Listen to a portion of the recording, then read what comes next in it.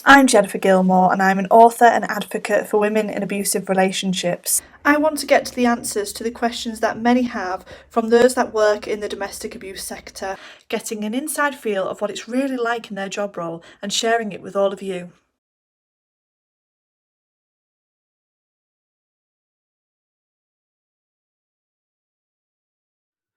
Well, hi everyone. Welcome to the next episode of the Abuse Talk podcast. Some of you may be watching on YouTube, so hi, good evening. Evening for me, but for Dr Mary Pulido, what time is it for you? Hi, it's 2 o'clock in New York City, 2 o'clock in the afternoon. There we go. Well, you're joining me to talk about child abuse through the pandemic. Obviously, something that needs, highlighting, and you have got a vast amount of experience and are doing some great work. So I'm really looking forward to getting into it. So for those of you who don't know, this is Dr. Mary Pulido, who is the Executive Director of the New York Society for the Prevention of Cruelty to Children, which is shortened to the NYSPCC. So, hi, it's lovely to have you here.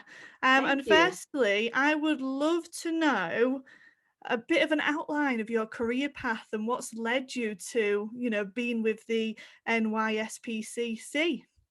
Thank you. Well, and thank you for having me. I appreciate it very much. I moved to New York City um, back in the 1980s because I wanted to work with homeless children. And there was a homeless organization called Covenant House in New York City, which took in all children under the age of 21 who were basically homeless or whose parents couldn't take care of them or they ran away from home. And I always wanted to work there. So I did go there and I was hired as the director of development and fundraising because I had been in a university in Connecticut, Sacred Heart University, doing fundraising, and they needed a director of fundraising. So even though my heart was sort of to work directly with the children, that was my way in. And I was passionate about that cause. So I went and they hired me. And then I went back to school to get my master's degree in social work so that eventually I moved over to the program side and was able to run programs and start one for mothers and babies that were living on the street and get them inside. And I worked there for 10 years and I loved it. I mean, it was very rewarding. And then I went to I went to almost the opposite, to a long-term residential program for children who had suffered horrific abuse and neglect called Children's Village. And then from there, I went to a medical center to run a clinic, a forensic clinic. It's called the Child Advocacy Center for children to get an interview if they've been identified as being abused. But it's a very special center because the police and the district attorney and child protective services and pediatricians and social workers all work together to minimize the trauma to the child that's undergoing an evaluation to figure out what happened and to bring the person who harmed the child to justice. And I did that for a while and I love that. But then as a social worker, I had the opportunity to run the first child protection agency in the world, which is the New York Society for Prevention of Cruelty to Children. And I couldn't possibly have turned down that opportunity. So when they asked me to interview, I was delighted. And I've been running that agency for close to 20 years. It's just, Wow. it's always doing something innovative and new. And it really, its mission to protect all children is just something I'm very passionate about. Wow. I mean, just listening to all the things that you probably have witnessed, that I'm sure there were challenging moments in that. Well, it's clear you have that passion, and you've obviously referenced that just then. So it'd be lovely to hear what has fired that passion up in you. It's interesting. As a child, my mother was a nurse, and she was just all that she cared about was helping children and protecting children. And she had given me a newsletter from Covenant House when I was like 8 years old and said, maybe someday you can help these children. And so just from a little child, I grew up wanting to be a social worker and going to work at Covenant House. And then I had an aunt who worked in child protective services as a social worker. And one day I was over her house. I couldn't have been more than 10 years old.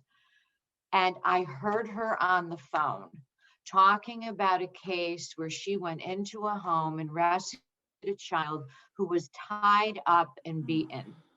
And I wasn't supposed to be eavesdropping on her conversation, but little pictures have big ears, and I was, but I was horrified that someone would do that to a child. And then I thought my aunt was a superhero. And I was said, oh my gosh, she rescued this child. This is and I grew up, never wanted to do anything else but social work. And I was, then I ended up at Covenant House and ended up as a social worker. But it's the prevention aspect that also is very important to me, because child abuse can be prevented. And there are really, direct steps that everyone can take to help protect children. And, we've developed programs that protect children. And that's what fuels my passion and keeps me going every single day. That and the fact that even children that have endured really horrific abuse, they can heal. And with the right support and the right therapy and just, for having one adult that they can just, cling on to and can support them, amazing things can happen, and they can recover and they can heal. And I think that's what keeps everyone at NYSPCC going. Oh, We see wow. those great outcomes. Does your auntie have any idea that she's the inspiration, or that you eavesdropped behind what you're doing now? Yes, she did. Yes, she did. I have told her. She does Oh, know. wow. Oh, well, I And imagine she's so proud of just what that outcome has been, and probably not so good on the eavesdropping, but obviously what's led to this point. she's been a mentor for me. I mean, she's retired now, but she serves as a mentor for me. And she's someone that I can talk to about tough challenges in the field and get her perspective on it. So I'm really fortunate. Oh, well, that's lovely. Well, we're talking about child abuse through the pandemic today, and of course, that's going to have had a major impact on not just the services, but what's happening in the home. So, has there been an increase then? Because I'm obviously making an assumption here. Do you know of an increase of child abuse? Well, it's interesting. What worries me the most throughout the pandemic is that one, families are under tremendous stress. They have lost their jobs. There is food insecurity. Schools are now in the home. They have family members who may have COVID or have died from COVID. So the anxiety levels and the frustration levels, and I think just being depressed and anxious has gone up. Mm, So that in and of itself is a worry, and that the children are in home and out of school. But then when you combine all of that, with the fact that parents can be at their wits' end, mm, and they're not in school. Teachers are the main people that report abuse. And after teachers, it's medical providers. And right now mm, during the pandemic, children are not accessing medical care, and children and teachers are not, have their eyes directly on the student. But mm. what we've seen in the United States is a drop in reporting for those reasons. Right. So, when you compare the statistics between the amount of calls that have gone on this year compared to last year, it's I think it was like 60,000 calls to the state central register in New York City last year, and it's down to like maybe 42,000 this year. So Right. you have to wonder, that's a big gap. That And is. and what's happening to those children?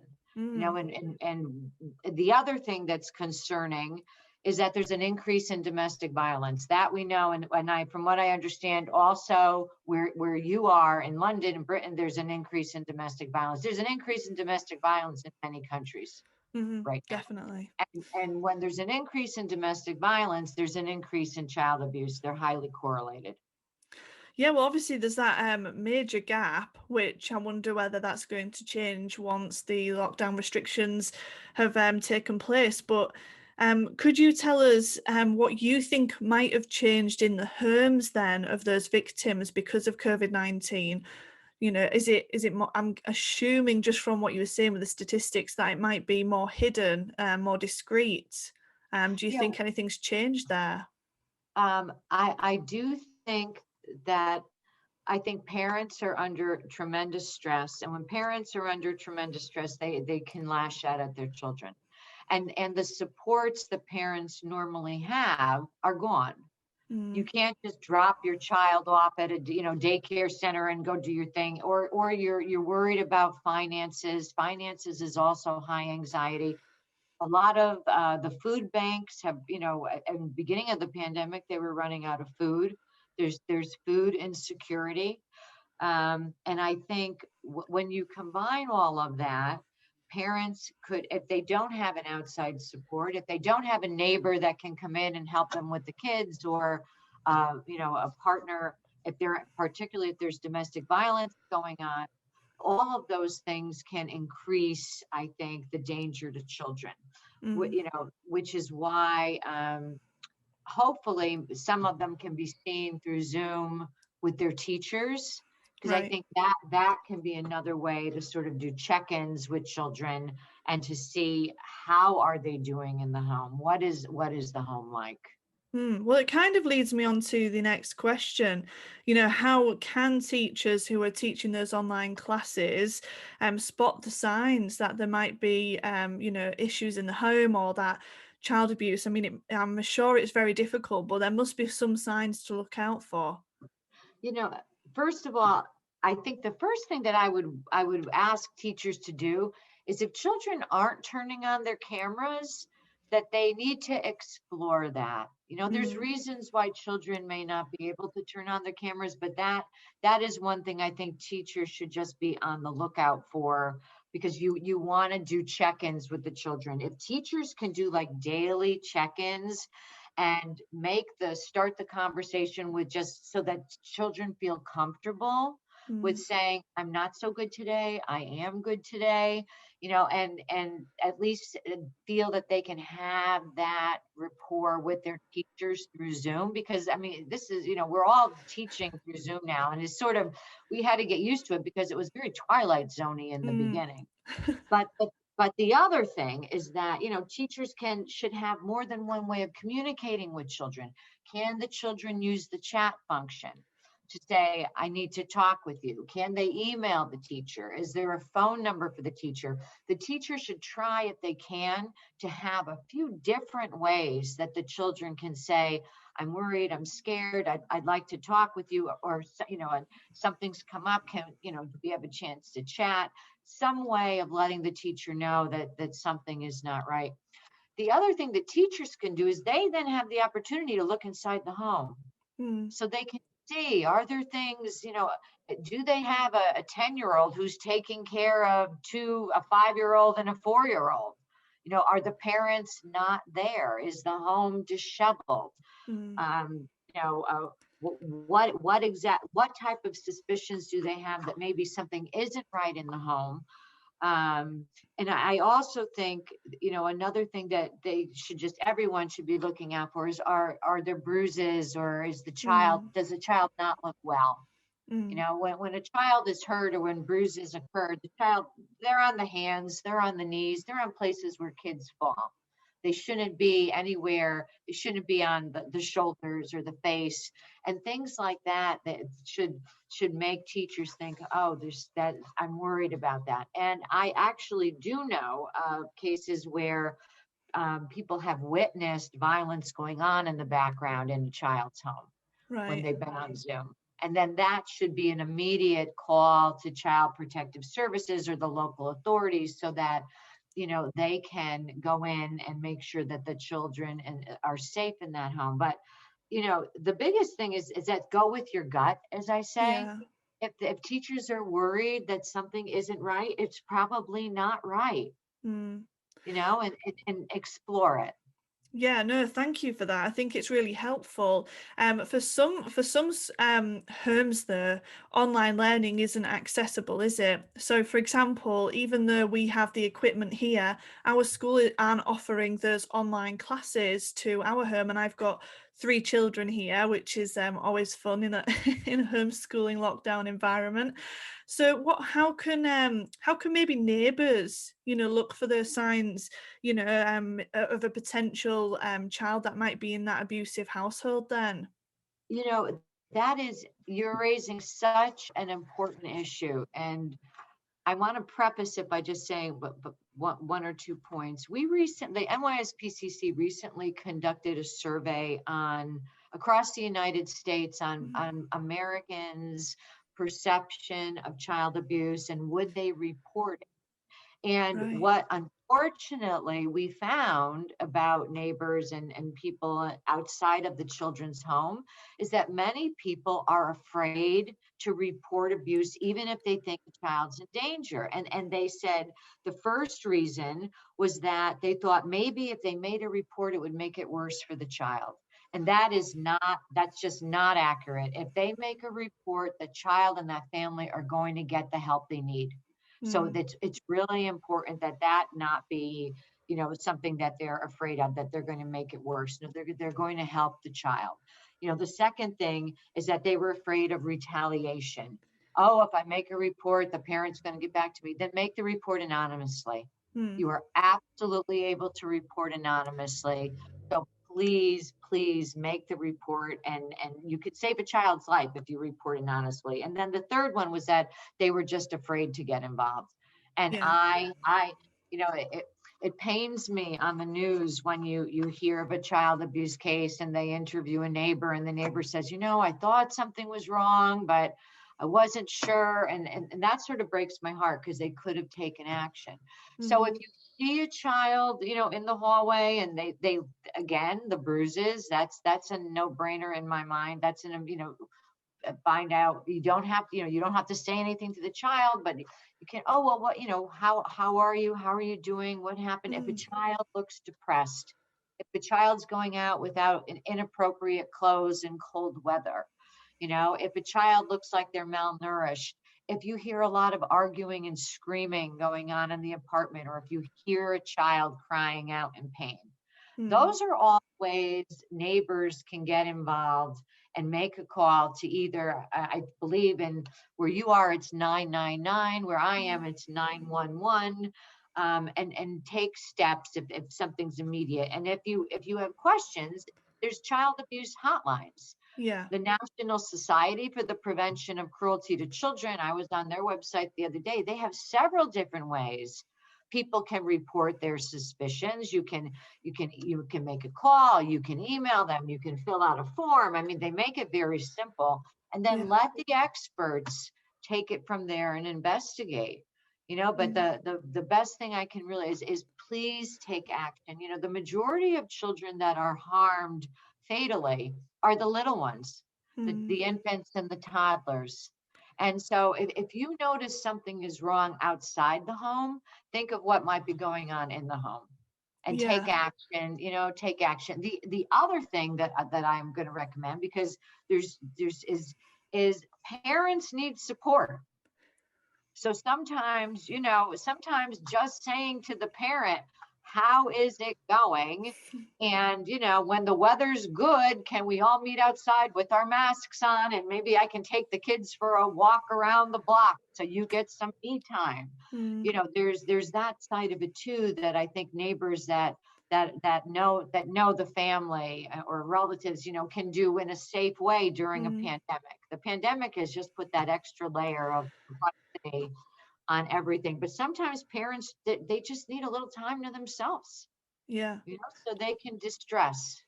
Yeah, no, definitely. Well, thank you. You've given us some fantastic, signs to look out for, tips, even, it's kind of using all our senses really. But I suppose as a neighbor, it's that listening, isn't it? Listening out for what is going on. And it's always seems typical to say what is happening behind closed doors. It can be secretive, but actually it's not when you're a neighbor. So I do think it's really important to, be a community member is what I would say in helping by Absolutely. raising those issues and like you said before with the teachers, that gut feeling. Yes. So what changes could we expect then with lockdowns lifting? I mean, for here in the UK, we're in a lockdown 3 at the moment. So obviously we've gone through an ease and then gone back in, but what can we see when everything sort of is returning back to some normality then? What would it be like for a victim and for the services?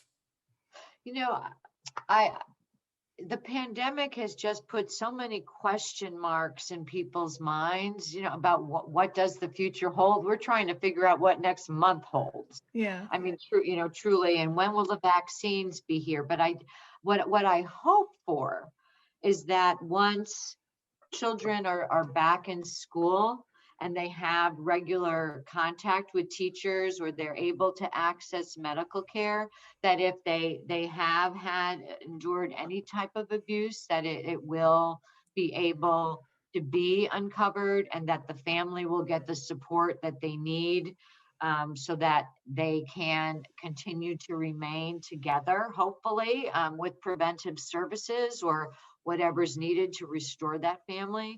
Mm. I hope that the other thing that I know I worried a lot about was in New York, children get their meals, 2 meals a day at school. So if there's worries about food insecurity, I hope that will lift, and that will make it easier on parents. And I hope parents that are home that maybe had jobs are going to be able to go back to work. Yeah. And then if they have jobs to go back to. But I'm hopeful that when it lifts, we will have a better eye on the children. Parents hopefully will get more support, and the children, I think, will be, and children, they want to see each other too. Some children, I'm sure the isolation is not, great. It's going on a year now, believe it. It's like Yeah. hard to believe it's going on a year now. But it'll be good for them to be back with their friends in a safe place too. I think Yeah. I'm hopeful. I'm hopeful for the future. Yes, so am I, and hopefully, I want to say coming towards the end of it, but I think it's going to be a foundation, coming towards a foundation to be able to build on everything.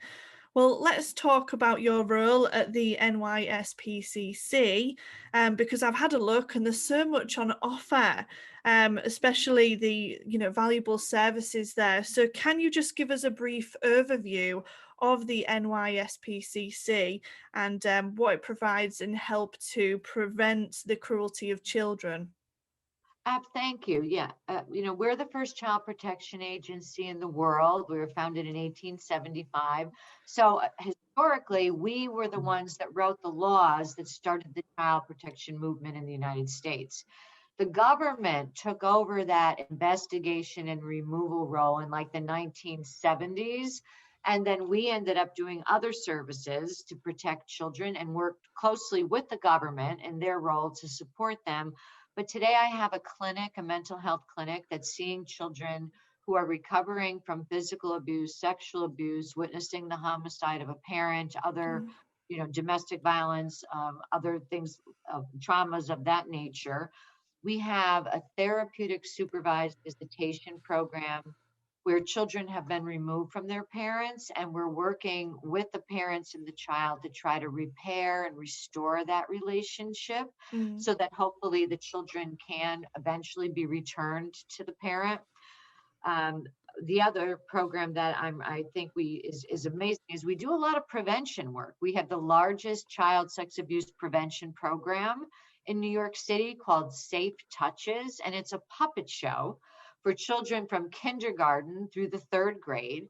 And it teaches them what is a safe touch, what's a not safe touch, who's allowed to touch them, what can they do if someone touches them in a way that makes them uncomfortable. We go through the private parts of their bodies so they understand what's private and what's not. And it's evidence-based. We had a large grant to really test it out in New York City. And right now it's being replicated throughout the United States, but also in the country of Greece, where it's Right. reached thousands of children in the country of Greece. So we're very proud of that program because, again, an ounce of prevention is worth a pound of cure. We would love to just prevent children from being abused. Definitely. Well, obviously you also hold some amazing events on with the NYSPCC, including I've seen a successful live stream fundraising event featuring Bradley Edwards, who was the lawyer for the Justice for Victims of Jeffrey Epstein. So, can you tell us a bit about your events? Can they be accessed, by anybody in the world, especially those that have maybe gone and we've missed? Yes, we're in the process actually this month of planning 2 more events, and we're lining up the speakers. So I'm really excited. One's going to be in April, which is Child Abuse Prevention Month, and the other will be in October. And we're dotting the I's and crossing the T's to have a famous actress at the talk about her experiences as a child and as an adult living through abuse, and then finding her own healing way, and now being an advocate. And that'll be in April. And then we're looking at another speaker who agreed last night, but I can't announce it yet. And Teasing us. she's instrumental in setting up programs to protect children on the internet. Right. That is So so yes, important right and now. they'll both be live streamed, and you can register to attend them at our nyspcc.org. But they will be available to anyone that wants to Zoom in and attend them, and I hope people do. Oh no, that's fantastic. Thank you. That it sounds really interesting, and obviously I feel you've teased us a little. We don't know the names yet, but I will look forward to the announcement of that. So let's I would love to know what is the most rewarding part of your role, because we have covered a lot of ground there, and all the stories that you've mentioned, and the signs and the symptoms, and even the events that you put on, the programs that you deliver. What is it that is the most rewarding part? I think when I hear stories that our therapists are telling me about how children have healed, or how children have come forward. There was a story, we're right now working with Penn State University because they're replicating our Safe Touches program with the puppets all throughout Pennsylvania. And they've reached 14,000 children already. And I was at a Zoom meeting with them last week, and they told a case example of how the puppet show is being, put out for all 2nd graders throughout 5 counties in Pennsylvania. And a little girl went home and disclosed that she was being sexually abused to her mother. And the mother said, honey, what made you tell me now? And she said, I didn't know I could tell anyone what was happening to me until the puppets told me it was okay to tell. And that just hit home, because it really makes you see what the value is in educating children and helping them protect themselves, and giving other children the ammunition so that they know what to do if someone does try to approach them. But it's those types of stories where we know the programs that we have are making a difference and that they're being replicated. So, I call us small but mighty. We're a staff of like 35 people.